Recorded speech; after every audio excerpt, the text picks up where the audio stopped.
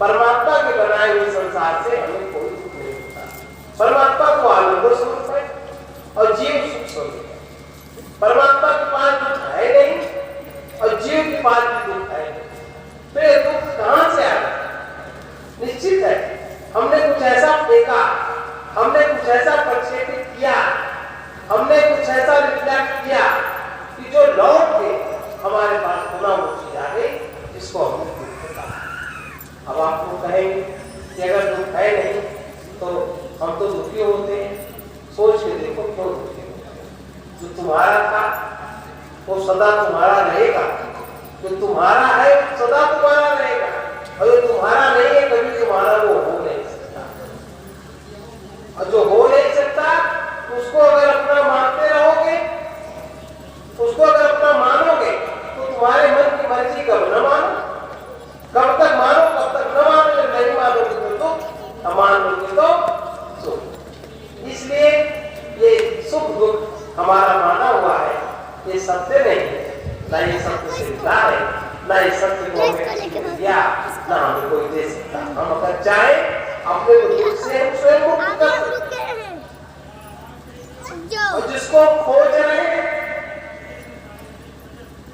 अनेक प्रकार का जप करते हैं, कीर्तन करते हैं, यज्ञ करते हैं, पाठ करते हैं, पूजा करते हैं, इसको परमात्मा कहते हैं। उससे हम अपने को दूर मानते हैं। जब हम उससे अपने को दूर मानते हैं तो खोजते रहो, कहीं नहीं मिले, क्योंकि मिले वो जो कभी छूटा हो, और जो कभी छूटा नहीं, जो कभी अलग हुआ नहीं, जो हमसे कभी भिन्न है नहीं, वो हमें खोजने से मिलेगा।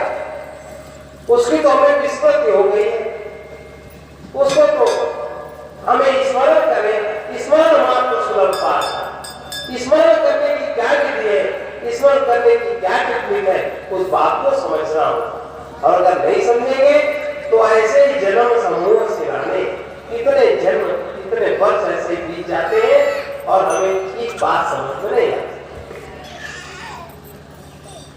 किसी वस्तु के सहारे, किसी व्यक्ति के सहारे, किसी के भी सहारे व्यक्ति का चित्त शांत नहीं हो सकता, क्योंकि किसी के सहारे उसका चित्त अशांत हुआ नहीं।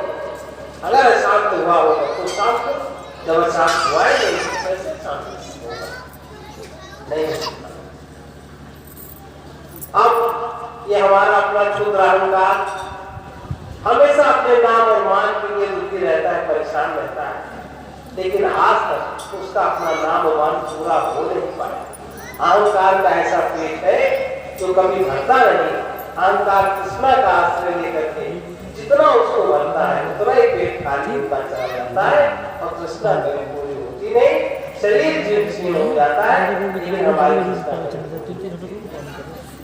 अब एक चीज को अनुभव करने के लिए मुख्य रूप से जो साधन बताया जाता है वो साधन है, जैसे अभी कहा सुख चाहते हो तो आनंद स्वरूप की शरण। आनंद स्वरूप यानी क्या? आनंद स्वरूप वो है, आनंद उसका स्वरूप है जो सत है, जो चित है, वही आनंद है। और सत्य वो है जो सदा से है, सदा से था, सदा रहेगा, और कभी जो हमसे दूर होता नहीं, हम कभी उससे अलग हो नहीं सकते। वो सत्य है जो अविनाशी, वो सत्य है। और चित्त है जिसमें कभी कोई बिगाड़ आता ही नहीं, जो निरंतर चैतन्य रहता है, निरंतर सबोध रहता है, निरंतर जो जागृत रहता है, वो चित्त है। और आनंद वो है जहाँ कभी दुख का आभास हो, वो हमसे कभी दूर होता नहीं। उसकी निकटता को हम समझे, उस परमात्मा को हम जाने, उस परमात्मा को हम माने जो हमसे कभी दूर नहीं होता, जिसमें कोई विकार नहीं है, जो अविनाशी है, जो नित्य आनंद स्वरूप है। हम उसी के हैं, वो हम ही में है। ऐसी कौन सी साधन है जिसको खोज करके हमें जीवन में शांति मिले? ऐसा साधन है अब धर्म करने के मंदिर बना तो दिया, यज्ञ करवा तो रहे, इतना धन संग्रह किया तो आहुति तो दिलवा रहे, ये धर्म नहीं।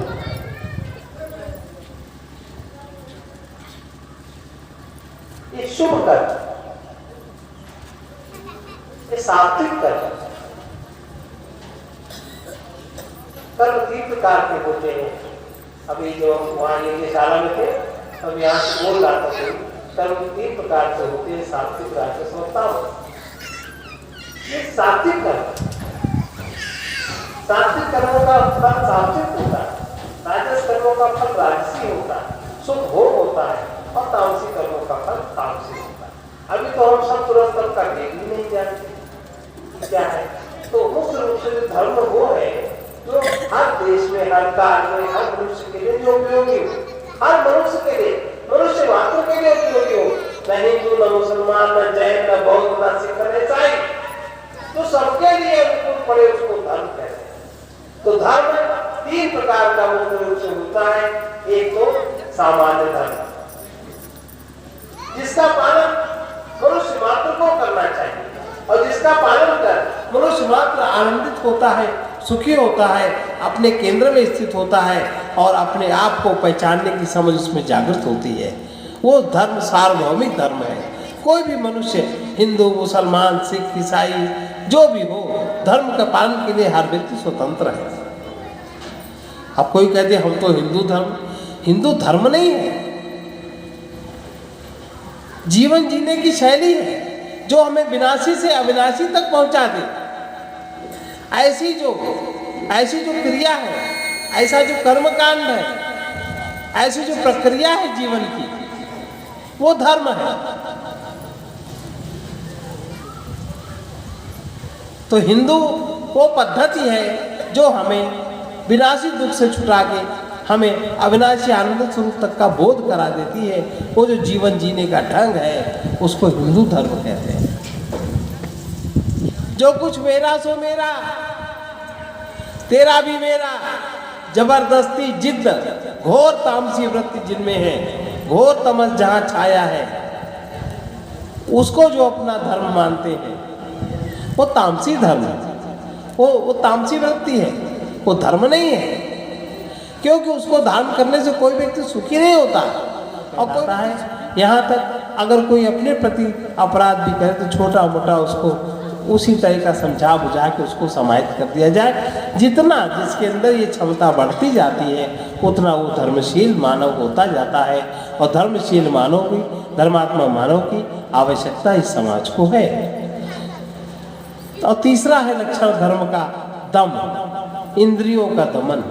इंद्रियों में तात्कालिक उत्तेजना का प्रभाव न हो। तात्कालिक उत्तेजना इंद्रियों में होने से हमारी बहुत शक्ति क्षीण होती है, हमारी इंद्रियां क्षीण होती हैं, हमारी इंद्रिय शक्ति क्षीण होती है, हमारे जो अंदर की पावर है, जो हमारी चार्जिंग बैटरी क्षमता है, वो समाप्त होती है। तो अगर हमारी इंद्रियां ही शक्तिशाली नहीं है, अगर हमारा शरीर ही शक्तिशाली नहीं है, हमारा मन ही शक्तिशाली नहीं है, तो हम उस शक्ति को हम कोई भी कार्य अपना सिद्ध नहीं कर सकते। और दूसरा है अस्तेय। चौथा धर्म का लक्षण है अस्तेय। अस्तेय माने चोरी का त्याग, किसी दूसरे की वस्तु अपनी न मानना। कह दो हम तो नहीं मानते। अच्छा, परमात्मा ने आपको शरीर दिया, आप बताओ किस तारीख में आपने शरीर का कौन सा अंग बनाया? आपकी माँ भी नहीं बता सकती, आप भी नहीं बता सकते। आपने अपने शरीर में क्या बनाया, आपने अपने अंतःकरण में क्या बनाया, और आप शरीर का दुरुपयोग किए जा रहे हो। अहंकार अपने लिए शरीर का कितना दुरुपयोग कर छीण किए जा रहा है। शरीर को छीण करते करते हम हमारा और बनाया हमने कुछ नहीं, और अपना हमने मान लिया।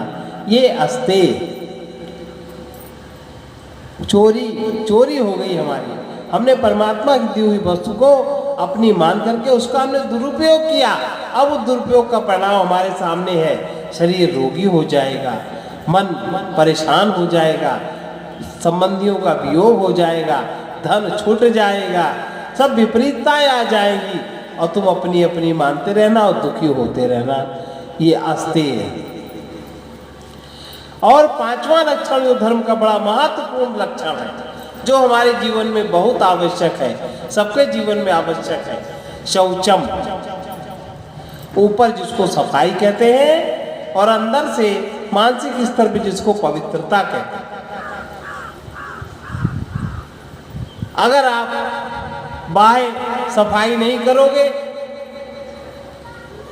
तो क्या होगा? आप अंदर से पवित्र नहीं हो सकते।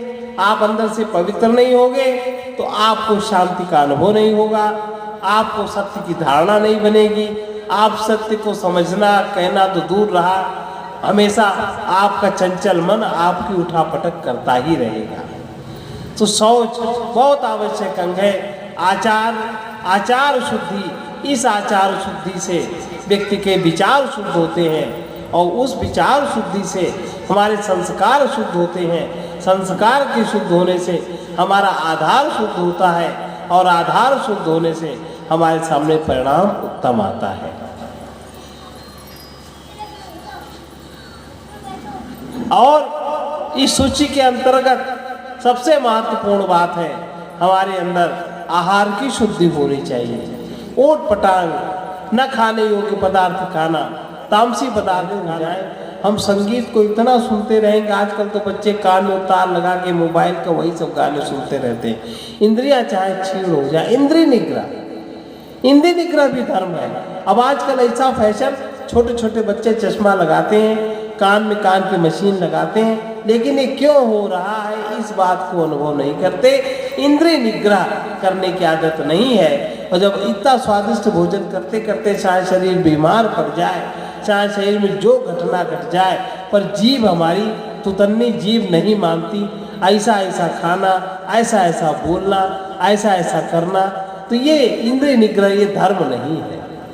आप परेशान हो जाएंगे, अंत में आप क्षीण हो जाएंगे, अंत में आप मर जाएंगे।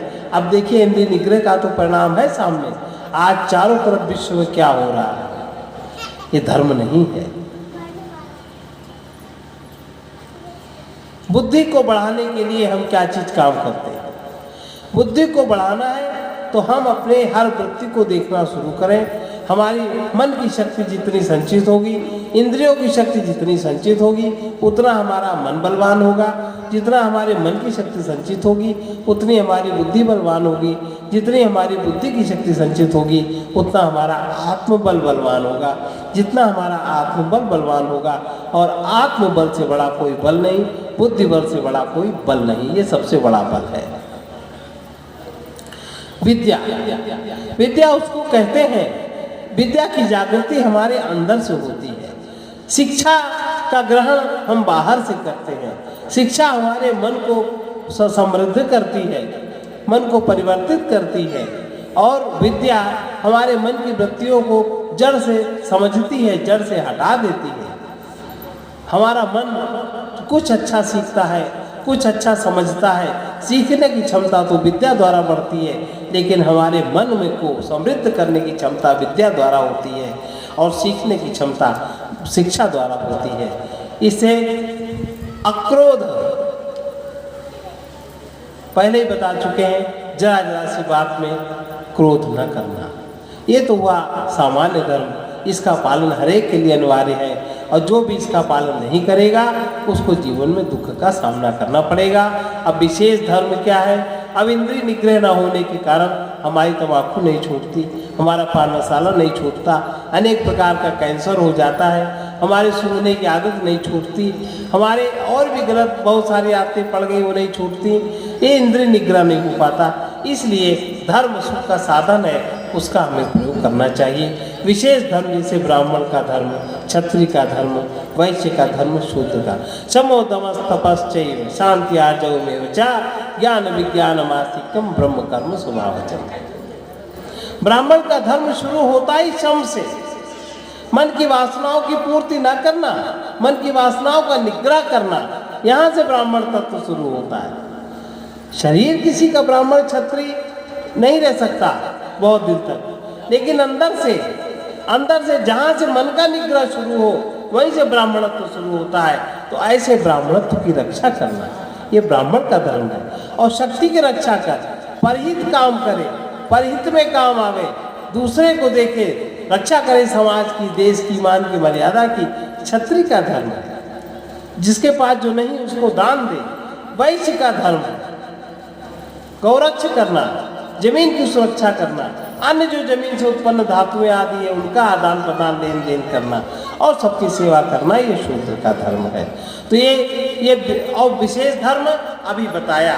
तुलसीदास जी धर्म की जो परिभाषा करते हैं उनकी परिभाषा बहुत ही आसान है। परहित सरिस धर्म नहीं भाई, पर पीड़ा सम नहीं अधमाई, परहित बस जिनके मन माही, तिन कहाँ जग दुर्लभ कछुनाई। हित और सुख में अंतर, हित दूसरे का हित और दूसरे का सुख। हम अपने सुख के पीछे अपना हित नहीं साध पाते, अपने को इतना सुख चाहते कि हम बच्चों का हित नहीं कर पाते।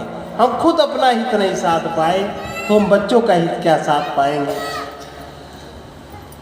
और दूसरे को कष्ट देना, दूसरे को परेशान करना, खुद परेशान होना, ये भी अधर्म है। परम धर्म श्रुति विदित अहिंसा, पर निंदा सम अघन करीसा।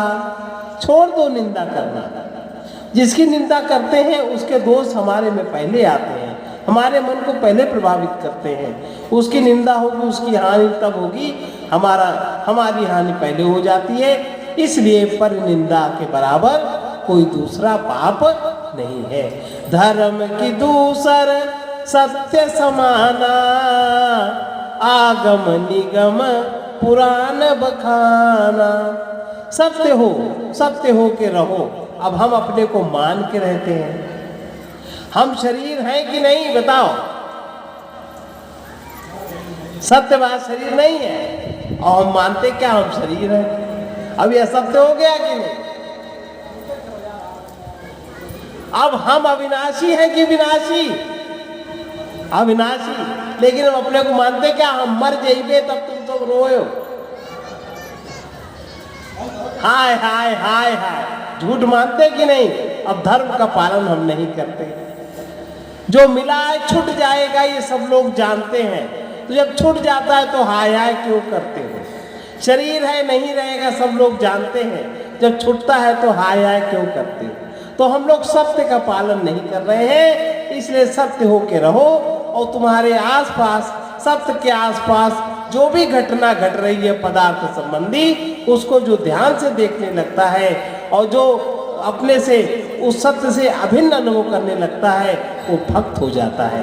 फिर उस जगत से बाहर अंदर कुछ नहीं चाहता, और जो नहीं चाहता वही शहंशाह है। चाह गई चिंता मिटी मनुआ बेपरवाह, जाको कछु नहीं चाहिए सोई साहनशाह। चाह चमारी चूहरी सब नीचन की नीच, तू तो पूरन ब्रह्म था यदि चाह न होती बीच। ये चाहना, दूसरे से चाहना, हमेशा भिखारी बने रहना।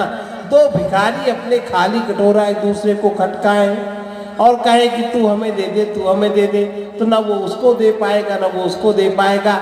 इसी तरह हम सुख की चाह, एक दूसरे से सुख मांग रहते हैं, देना नहीं चाहते। सेवा मांगते रहते हैं, देना नहीं चाहते। तो जो तुम दोगे नहीं वो तुम्हें मिलेगा नहीं, ये सत्य का नियम है। इसलिए जो भी दो वही तुमको मिलेगा, और जो नहीं दोगे वो नहीं मिलेगा। जो पहले हमने नहीं दिया वो हमको नहीं मिला, और जो हम अभी दे रहे हैं वो हमें आगे मिलेगा। इसलिए देना सीखें, और देना सबसे बड़ा धर्म है। देना सबसे बड़ा धर्म है और लेना सबसे बड़ा पाप है। मांगना उससे भी बड़ा पाप है। इसलिए जो स्वाभाविक रूप से आप प्राप्त हो, आपके प्रयत्न से प्राप्त हो, आपके पुरुषार्थ से प्राप्त हो, उसका तो आप सदुपयोग कर लीजिए, कुछ अपने लिए उपयोग कर लीजिए, दुरुपयोग मत करिए। लेकिन दुर्भाग्य है कि हम लोग दुरुपयोग करने को ही अच्छा समझते हैं। हम कोई भी चीज़ खाने पीने की बर्बाद कर देंगे, पर हम किसी को देना उसको स्वीकार नहीं करेंगे। इसलिए ये जो सत्य धर्म है, सत्य धर्म का पालन कर हम सत्य होकर सत्य धर्म का पालन कर सकते हैं। और जब तक हम अपने को सत्य नहीं मानते, सत्य नहीं जानते, तब तक हमें सत्य धर्म समझ में नहीं आ सकता। ये धर्म की 3 प्रकार की परिभाषाएं बताई। और सबसे बड़ा धर्म है जो वेदों में कहा गया, अहिंसा। अहिंसा का अर्थ होता है कि अपने सुख के लिए किसी को दुख न देना, अपने सुख के लिए किसी का अहित न करना, अहित न करना प्राप्त होता। आत्मवैश्वर्य विधे आत्मा प्रसादम अधिगच्छति। अपने आप उसका अपना वश में हो जाता है और उसको सत्य का अनुभव होता है, आनंद का अनुभव होता है। उसको सुख के लिए जगह जगह कहीं भटकना नहीं पड़ता और उसके जीवन में भय समाप्त हो जाता है, अभय जागृत हो जाता है, उसका मन पूर्ण रूप से शुद्ध हो जाता है। अभयम सत्व संशुद्धि ज्ञान योग व्यवस्थिति दानम तमश्च यज्ञश्च स्वाध्यायश्च तप आर्जवम। अभय, अगर हमें कहीं भय न रहे तो हमें कहीं लोभ नहीं रहता। लोभ होता है तभी भय होता है, और जब लोभ नहीं है, जब भय नहीं है, तो हमारा अंतःकरण बिल्कुल शुद्ध हो जाता है। और हमारे अंदर अंतःकरण में माने हमारे मन में, हमारी बुद्धि में ज्ञान जागृत होता है। कौन सा ज्ञान? हम कौन हैं, हम क्या हैं, हमारा केंद्र क्या है, ये उससे योग का अनुभव होता है और जीवन में हमारे व्यवस्था फलित हो जाती। फिर हमें कोई चीज़ व्यवस्थित करनी नहीं पड़ती, हमारे जीवन में व्यवस्था फलित हो जाती है। ऐसी व्यवस्था मैना के भवनवा घुमत फिरत शिव आई गए हो। मैना के भवनवा अब अकेले नहीं आए, राम जी आए संग, लक्ष्मण जी आए, राम जी आए संग, लक्ष्मण जी आए, हनुमत चमर डोलाई गए हो। मैना के भवनवा भक्त मंडली नाचई गावे, भोले बाबा डमरू बजाई गए हो। मैना के भवनवा घुमत फिरत शिवयाई गए हो। मैना के भवनवा देखो थोड़ी देर तक हम हो बोल भाई, यक्का चौपाई पर बोल भाई। चाहे तुम बैनामा लिखावा चाहो, लेकिन ध्यान पूर्वक सुनो इसका, तब तो बोली नहीं तो कोनो बड़ी भारी शौक नहीं है। क्योंकि यह न कही छठही हट सीलई, जे मन लाए न सुन हर लीलई, तुझ द्रोहु न सुनावे कबहू, सुरपत हरि सरिस होए निर्बजबहू। जो कुछ कार्य करना होगा तो भोले बाबा के शरण में आना होगा। एक चौपाई लियो, कौन बात है कि इच्छित फल बिना शिव राधे, तो लहाई न कोटि जोग जप साधे। यही चौपाई में तुम हो सब जने सुनो, तुम हो सब जने सुनो। सबका अधिकार है, आप लोग भी भोले बाबा का आरती कर सकती हो, जल चढ़ा सकती हो, हनुमान दादा का आरती कह सकत हो, अपन निवेदन प्रस्तुत कर सकत हो। स्त्री पुरुष सब क्यों, बस केवल मूर्ति का स्पर्श नहीं कह सकता है पुरुष है ना स्त्री। सब अगरबत्ती लगा सकत हो, सब हनुमान चालीसा का पाठ कह सकत, सब शिव चालीसा का पाठ कह सकत हो, सब बजरंग बाण कह सकत हो। यह बजरंग बाण जो जापे, सब लिखा है, जो यह पढ़े हनुमान चालीसा तो हुए सिद्ध साखी गौरीता। जितने लोग हैं वो शांत पूर्वक बैठ करके श्रवण करें, और जो साहित्य आए ना भगवान का कथा सुना गवा तो भोले बाबा का अभिमान है, क्योंकि पूरी श्री रामचरित मानस के रचयिता भोले बाबा हैं। रच महेश निज मानस राखा, पाए तो समौ शिवासन भाखा। और 7 कांड हैं यही माँ। कांड का अर्थ का हुआ था, ध्यान पूर्वक सुनो, वाला निगाह न सुनो। वैसे जे पात्र हुए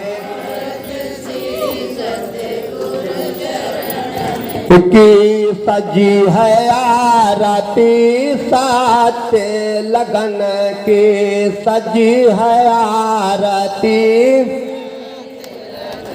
के गुरु चरणन जब से मन लागा, गुरु चरणन जब से मन लागा, तब से भव भ्रम दुख सब भागा। का यही ते लागत अति प्यारे यही ते लागत अति प्यारे कबहु न होता हृदय से न्यारे गुरु न तजो हरि को तज डारो गुरु न तजो हरि को तज डारो गुरु के समा हरि को ना निहारो हरि ने 5 चुअर दिहो था हरि ने 5 चुअर दिहो था गुरु ने लिहो है बचाए अनाथा हरि ने 84 माघेरी हरि ने 84 माघेरी गुरु ने काटी है ममता बेरी हरि ने आपन रूप छिपायो गुरु दीपक लय मोहि दिखायो बंदहु गुरु पद बारंबारा बंदहु गुरु पद बारंबारा जास कृपा जय हम भाव पारा राम कृष्ण से को बड़ा तेऊ तो गुरु की न 3 लोक तेऊ धनी गुरु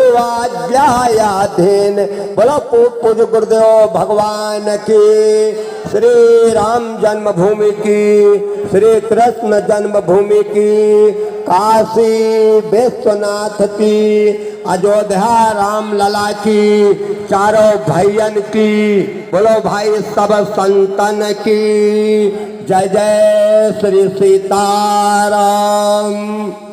अब कैसे साहेब बामाई रुपाव पास हमारे जीमा कहाँ उड़ेंगे।